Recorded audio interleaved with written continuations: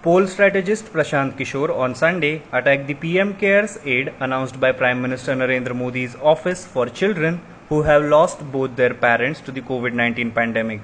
Mr. Kishor's sly dig at the announcement implied that these were mere promises at a time when the minors needed immediate help.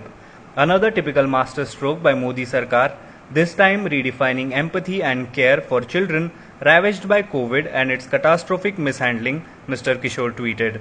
Instead of receiving much needed support now, the children should feel positive about a promise of stipend when they turn 18, he said, while quote tweeting PM Modi's announcement of the scheme. Be grateful to PM Cares for promise of free education, a right guaranteed by the Constitution/right to education, Mr. Kishore said. Thank PMO India for assurance to be enrolled in Ayushman Bharat that supposedly covers healthcare needs of 15 crore Indians but only failed to provide bed oxygen when needed, Mr. Kishore added. Moving on to the next news, in a shocking incident caught on camera, a man wearing a PPE suit was seen throwing a body from a bridge into the Rapti river in Uttar Pradesh's Balrampur district. The video has now gone viral on the internet. The video shows two men throwing a body amidst rainy weather into the river in the Kotwali area of Balrampur, where one of them is seen wearing a PPE suit. The police have identified the deceased as Premnath Mishra, a resident of Sohradgarh, Siddharth Nagar. Balrampur CMO said as per the COVID protocol, Premnath's body was handed over to his relatives for the final cremation, but he said Premnath's relatives threw his body into the river.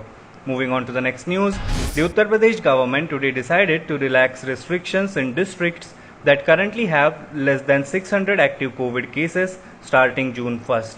Districts with bigger cities such as capital Lucknow, Noida and Ghaziabad, where the active case count is higher, won't see relaxations in the curbs for now.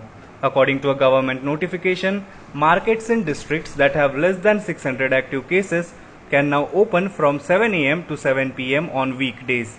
The weekend curfew, however, will continue to be in force, and this closure will be used for sanitizing market areas in both urban and rural areas. Moving on to the next news, India has sent the deportation documents for Mehul Choksi, the diamond merchant wanted for the PNB loan scam, to Dominica. Mehul Choksi is currently in Caribbean island nation where he was caught while trying to flee to Cuba from Antigua. The 62-year-old has been living in Antigua since 2018 after obtaining citizenship. Sources in India's investigating agencies, the CBI and ED, said only case files have been sent to Dominica. The Foreign Ministry is coordinating the case of Mehul Choksi with the governments of Dominica and Antigua, and the CBI and the ED are assisting the case details, sources said. Moving on to the next news, amid concerns over the pace of vaccination in India, the centre has said that nearly 12 crore doses of COVID vaccines will be available in June for the immunization exercise. This is a 50% jump from allocation in May, when a total of nearly 8 crore doses were available to states and union territories. According to a release by the Ministry of Health and Family Welfare, about 6.9 crore doses will be supplied for free to states and union territories in June for the vaccination of healthcare workers, frontline workers and those aged over 45 years.